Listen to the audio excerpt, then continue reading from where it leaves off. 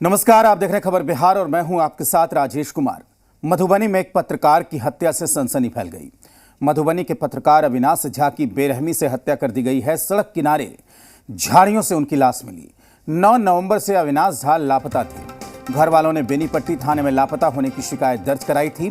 बेनीपट्टी थाना इलाके में सड़क किनारे उनकी लाश मिली। आशंका जाहिर की जा रही है कि गला दबाकर उनकी हत्या की गई और शव की पहचान छिपाने के लिए शव को जला दिया गया।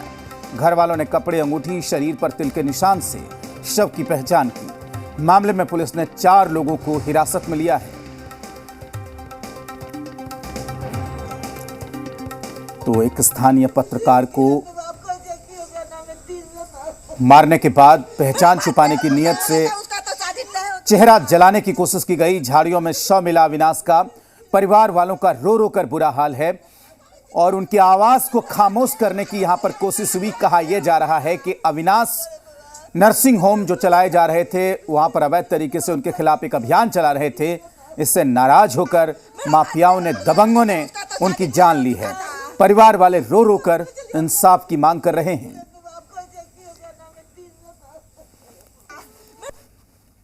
आरटीआई कार्यकर्ता था, सामाजिक लोग था और ये भ्रष्टाचार के विरोध में लगभग 2 साल से यह लड़ाई लड़ रहा था। और बेनीपट्टी में जो खेल वेल यहाँ डॉक्टरों का जो हो रहा है, उसमें जो है से बहुत आगे बढ़ के ये आगे तक कार्रवाई किया है और बहुत क्लिनिक पर जुर्माना भी लगा है। इस स्थिति और परिस्थिति में उसको न्याय मिले, उसके परिवार को न्याय मिले और हम लोग यही चाहेंगे कि इसका न्याय यदि नहीं बनेगा तो हम लोग चरणबद्ध आंदोलन करेंगे।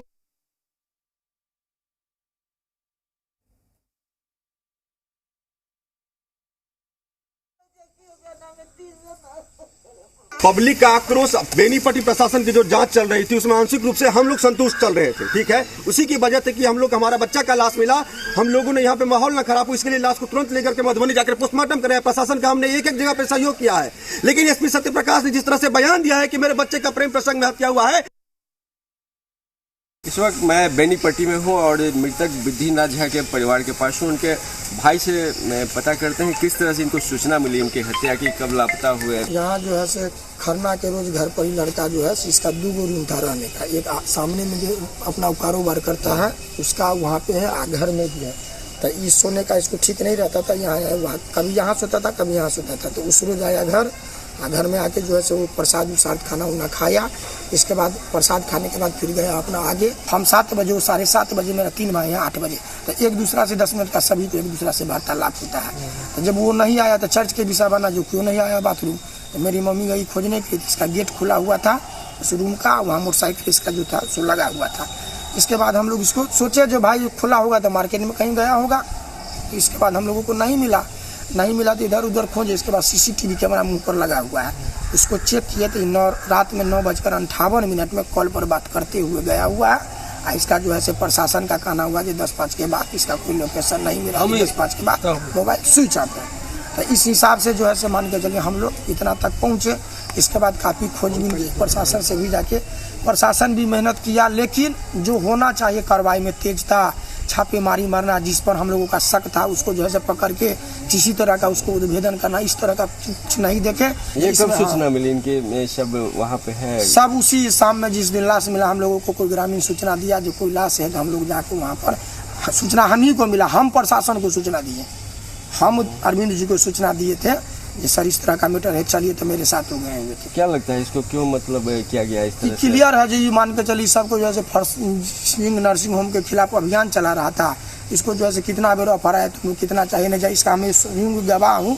डॉक्टर संतोष कुमार ने भी हमको इतना यहाँ पर मुंह पर आके कितना दिन बोला है कि लोग जी आपका भाई इसको समझाइए, लेकिन इसका यही कहना था कि हम गलत नहीं चलने देंगे, इसके लिए हम मरना पसंद करेंगे, झुकना नहीं। ये हत्या बिल्कुल फर्जी नर्सिंग होमों के द्वारा, संचालकों के द्वारा किया गया है, जैसा कि इनके भाई का भी मानना है। और इस तरह की जघन्य हत्या के खिलाफ ये लोग चाहते हैं प्रशासन कड़ी से कड़ी कार्रवाई करे। बिंदुभूषण ठाकुर, जी मीडिया, मधुबनी।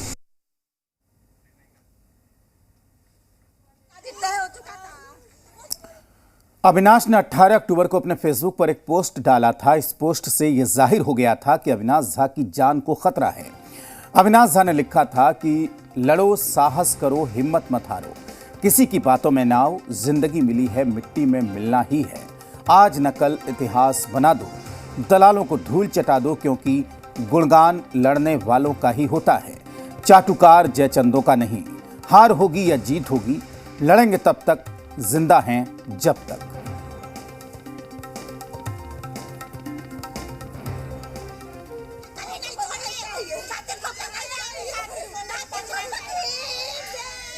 तो अपनी जान को खतरा बता रहे थे। आपको बता दें कि नर्सिंग होम के खिलाफ अभियान चला रहे थे और ये बताया जा रहा है परिजनों के मुताबिक कि यही वजह है इस पूरी वारदात की। अविनाश झा को मार दिया गया, पहचान छुपाने की नीयत से चेहरा जला दिया गया, अंगूठी और दाग से घर वालों ने पहचान की है। परिवार वालों का कहना है कि पुलिस इस मामले को दूसरा रंग देने की कोशिश कर रही है। इस पूरे मामले में मृतक के भाई ने एफआईआर दर्ज कराई है। एफआईआर में इलाके में चल रहे कई नर्सिंग होम का नाम है। आपको बता दें कि नर्सिंग होम संचालक, डॉक्टर, कर्मचारियों पर हत्या का शक है। अविनाश की शिकायत पर कई नर्सिंग होम पर कार्रवाई हुई थी। बदले की कार्रवाई में पत्रकार की हत्या का शक है।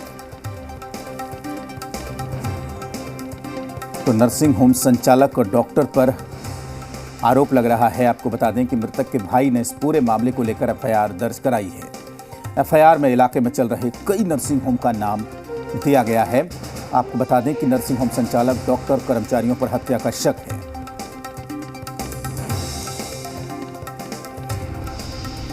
और परिजन लगातार ये भी बता रहे थे कि पुलिस ये चाहती है कि प्रेम प्रसंग बता दिया जाए इस हत्या को, जबकि ये कहीं ना कहीं सच की आवाज़ को खामोश करने की कोशिश हुई है मधुबनी के बेनीपट्टी में। आपको बता दें कि जिस तरीके से अविनाश झा वहाँ पर काम कर रहे थे और उनकी फेसबुक पोस्ट से भी जो जाहिर हो रहा है कि वो जो कर रहे थे वो कुछ लोगों को नागवार गुजर रहा था। किसी का गैर कानूनी धंधा, अवैध धंधा बंद होने का डर सता रहा था। इस वजह से अविनाश झा को खामोश कर दिया गया।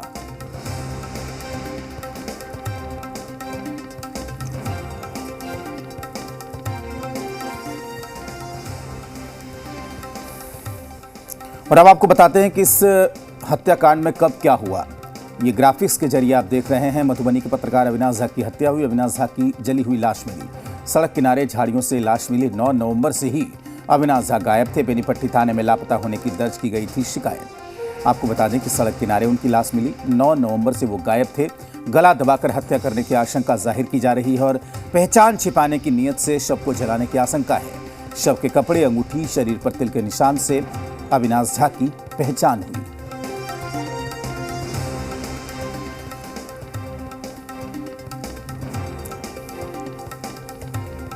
तो जिस तरीके से अविनाश झा का मर्डर हुआ है, अब कई तरह के सवाल खड़े हो रहे हैं। सवाल ये कि क्या मधुबनी में दबंग, माफिया और अपराधी बेखौफ हैं?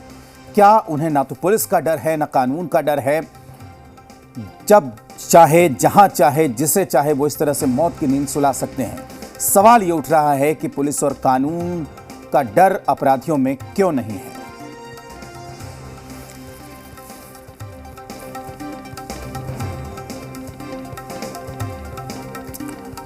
तो जहरीली शराब कांड का मामला अभी ठंडा भी नहीं पड़ा था कि मर्डर की 2 सनसनीखेज वारदातों से बिहार की सियासत गर्मा गई। विपक्ष के नेता तेजस्वी यादव ने सरकार पर बड़ा हमला करते हुए पूर्णिया हत्याकांड में मंत्री लेसी सिंह का इस्तीफा मांगा है। इधर मधुबनी में पत्रकार की हत्या का जिक्र करते हुए तेजस्वी यादव ने कानून व्यवस्था पर गंभीर सवाल खड़े किए।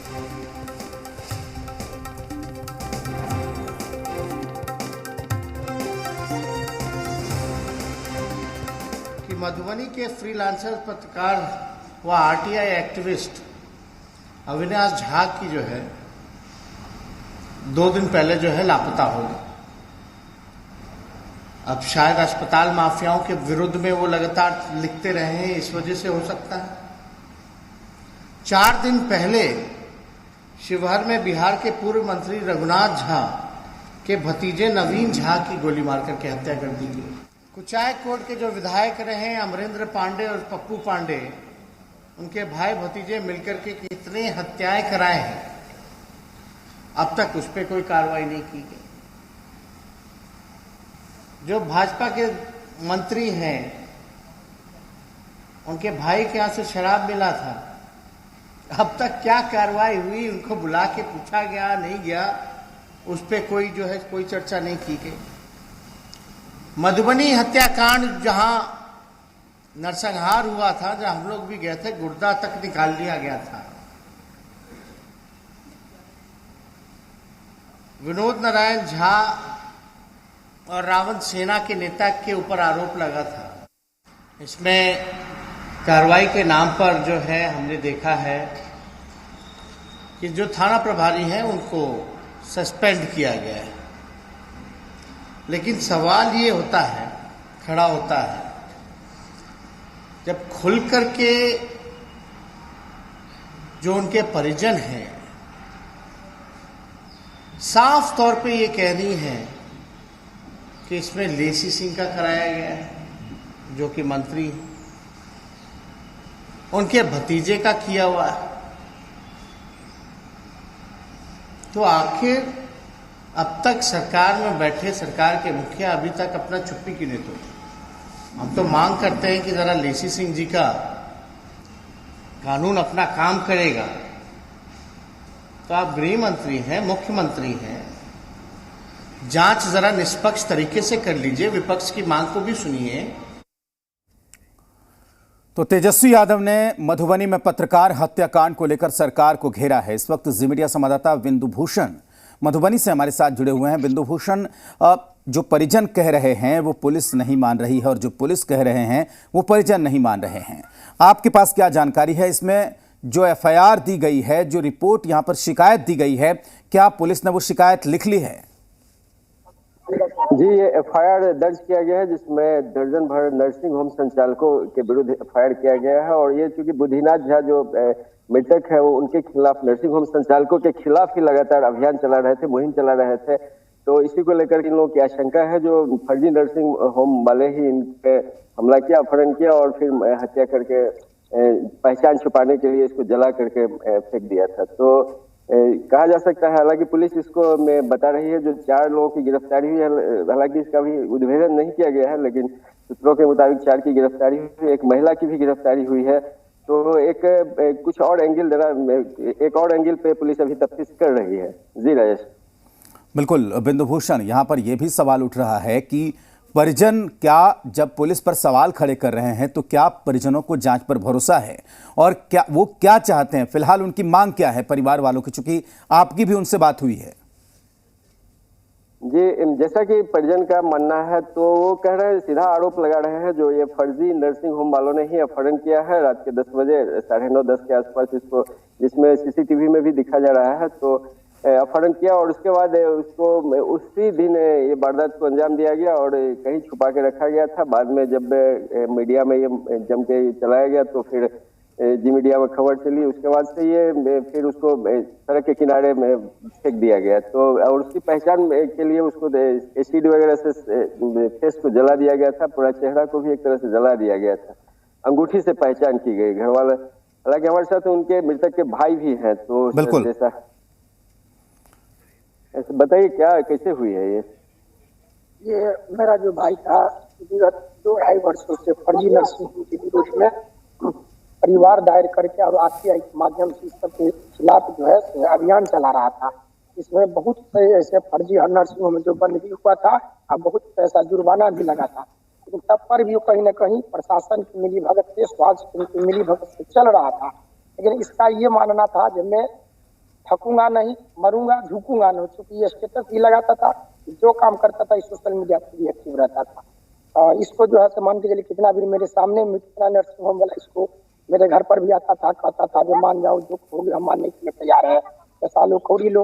लेकिन इसका ये का नाम था जो मैं गलत नहीं करूंगा, मैं पैसा नहीं लूंगा, मेरा जो मुहिम है मैं उसको जो है अंतिम चरण पहुंचाऊंगा, इससे मेरा अपना आदमी माने खुश रहे या ना खुश रहे।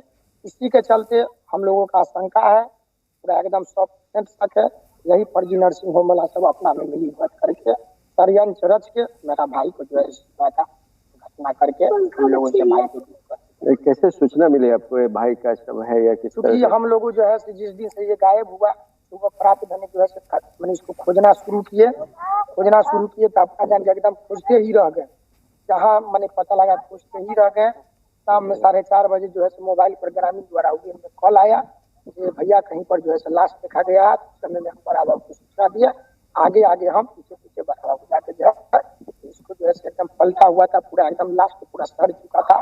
इसमें जो है इसके बाद इसको पलटा गया तो मेरा भाई के हाथ में बीच वाला उंगली में जो है अंगूठी पहना हुआ था और बायां वाला पैर में जो है अहिला था। क्योंकि भाई का सुबह में साथ में उठना, स्नान करना, बाथरूम जाना, एक दूसरा को देख रहा, क्योंकि जन्म से लेकर तक उसको गोदी में हम खिलाए हुए हैं, तो भाई को कैसे नहीं पहचान, कतको जला देगा तो भाई तो भाई है, इस हिसाब से पहचाने। क्योंकि माहौल गड़बड़ था तो हम लोग जो है प्रशासन शुरू से सहयोग किए, क्योंकि जो माहौल नहीं गड़बड़ है उसमें प्रशासन का मन क्या दोस्त, प्रशासन से हम लोग सहयोग लेना चाहते थे। तो उस रात में भी जब हम पहचान लिए, हम बराबर हमसे पूछे लोग की क्या कर रहे हो, लेकिन तब पर भी हम जो है अपना बात विचार को संयम रख के इसी तरह जो है हिम्मत बांध के बोले नहीं सर हम लोग सहयोग में है, लाश घर पर जाएगा, बवाल होगा, हमको बवाल से नहीं, हमको न्याय चाहिए।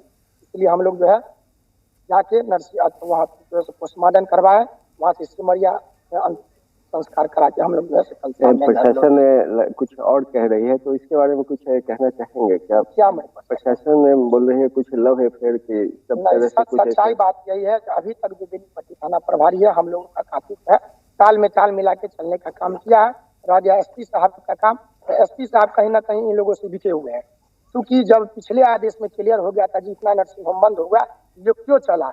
इसलिए चला जब जिला का कप्तान को अगर नहीं राशि गया होगा तो ये इनके विरोध में नहीं चल सकता। ये लोग उनको बचाने के कारण, इन लोगों को संरक्षण देने के कारण जो है माने इसको जो है जांच से भटकाने का कार्य कर रहे हैं। क्या मांग रहेगी आपकी? मांग ये है जो मेरा हत्या हुई है तो क्या मेरा मांग यही है कि इसको जो है पीसी फाइल के तहत दोषियों पर कार्रवाई हो, अविलंब जो है सबको गिरफ्तारी करके सबको कार्रवाई हो, सबको सजा मिले, तो इसको जो है कम से कम शांति मिलेगा, हम लोगों को भी शांति, अमूल में शांति मिलेगा। मेरा भाई को कातिल हुआ हत्यारा को खोज दिया। बिंदु भूषण, एक सवाल हमारे तरफ से उससे पूछ लीजिए कि क्या पुलिस की जांच पर भरोसा है या सीबीआई जांच की मांग कर रहे हैं? ये बताइए, पुलिस की जांच चल रही है, जिस दिशा में चल रही है उस पर भरोसा है या फिर चाहिएगा सीबीआई वगैरह की भी जांच चाहिए? मान के चलिए उच्च स्तरीय जांच करना ही होगा, क्योंकि एसपी साहब जब ये जांच करेंगे तो इसको जो है माने लिपापोती कर देंगे, क्योंकि शुरू से संचलित रहे हैं। अगर नहीं संचलित रहते तो फर्जिंग होम में मेरे पास पेपर का भी कटिंग है, क्योंकि भाई मेरा जितना फाइल रखता था सब मेरे पास आ चुका है, हम इसको खोज के निकाल लिए हैं। अगर मान के चलिए इनका नहीं शुरू से इनका जो है इस तरह का रवैया रहता था, जब आदेश हो गया था इसको बंद करना है नर्सिंग होम को, तो क्यों नहीं इतना दिन से बंद हुआ? इनसे के दायरा में अगर एसपी साहब के दायरा में अगर जांच होगा तो जांच प्रभावित होगा। हम मांग करते हैं जो डीआईजी स्तर से इसका जांच हो, जिससे हमको परिणाम स्पष्ट रूप से उच्च स्तरीय अधिकारी आईजी वगैरह करें जांच, या फिर सीबीआई वगैरह से सीबीआई से जांच हो, उच्च पदाधिकारी से जांच हो, लेकिन जिला से जांच नहीं हो। जिला से जांच होगा तो प्रभावित। ये राजेश बिल्कुल बिंदु भूषण, बहुत शुक्रिया आपका पूरी बातचीत के लिए, और परिजनों की जो बात थी वो दर्शकों तक, बिहार के लोगों तक पहुंचाने के लिए बहुत शुक्रिया।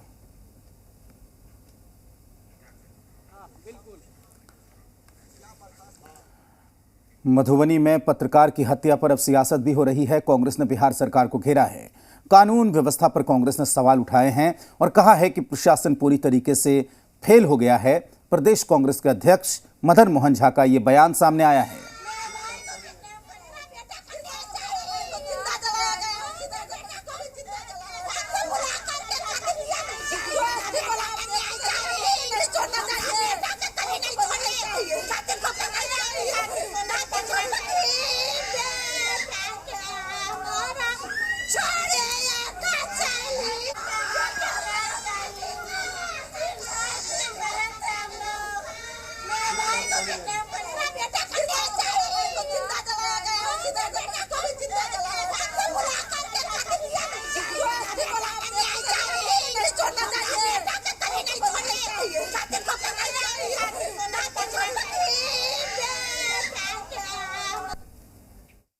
मधुबनी में एक इंसिडेंट होता है, एक स्वतंत्र पत्रकार उसकी हत्या कर दी जाती है।